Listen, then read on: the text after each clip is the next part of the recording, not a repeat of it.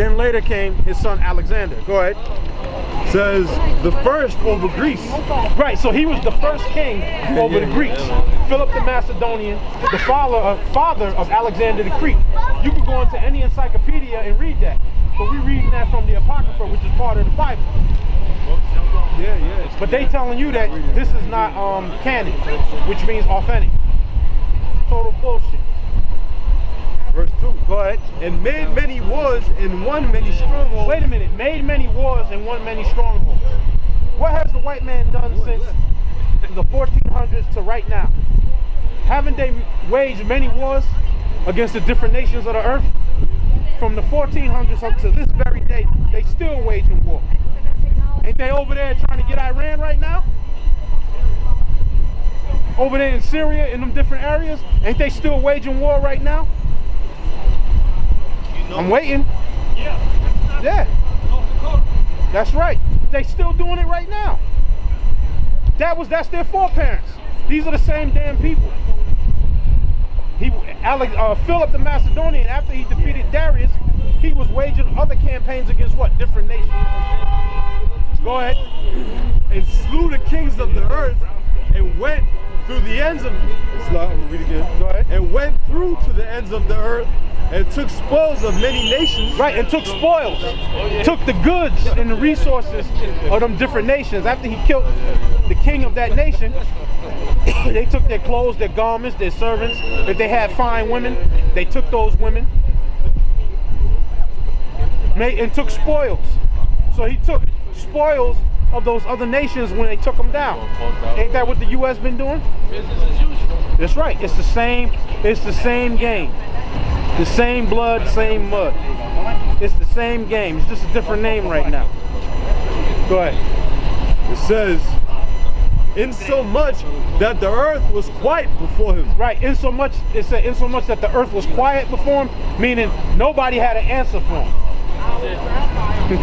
Nobody had an answer for them. Their military and their might, they were so strong with it that nobody had an answer for them. There was no competition. So the earth stood quiet. There wasn't nobody to come and answer them. Nobody had the trump card for him. Go ahead. Whereupon he was exalted and his heart was lifted up. Right. So Philip, the Macedonian, was exalted. His heart was lifted up. You know what I'm saying? Meaning he became proud as hell. Don't they have that saying?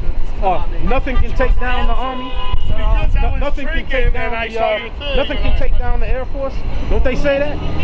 Proud as hell. Out of pride.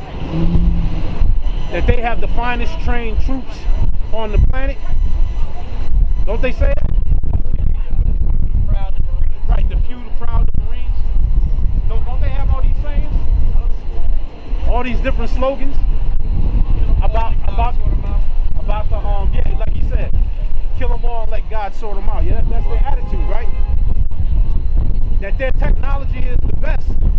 Well, I'm wondering, like, how is America's technology better than everybody else's when the M16, when they out there in the desert with that M16 and the sand gets up inside of the chamber and all that, they gotta take it apart, clean it, oil it, and put it back together. But the AK-47, which is the Kalashnikov, that thing, you could be underwater and pull the trigger, pop, pop, pop, it'll fire. You could be, that thing could be submerged in mud and pull it out the mud, pop, pop, pop, it'll fire.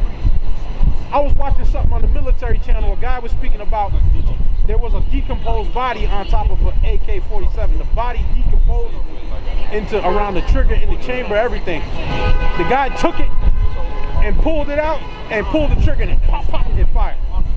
The M16 can't do that.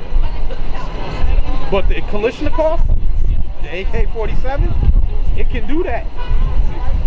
With all of that stuff decomposed in the chamber, all that stuff caked up in there, it'll still fire. Can't do it with the M16. Go ahead, Doc.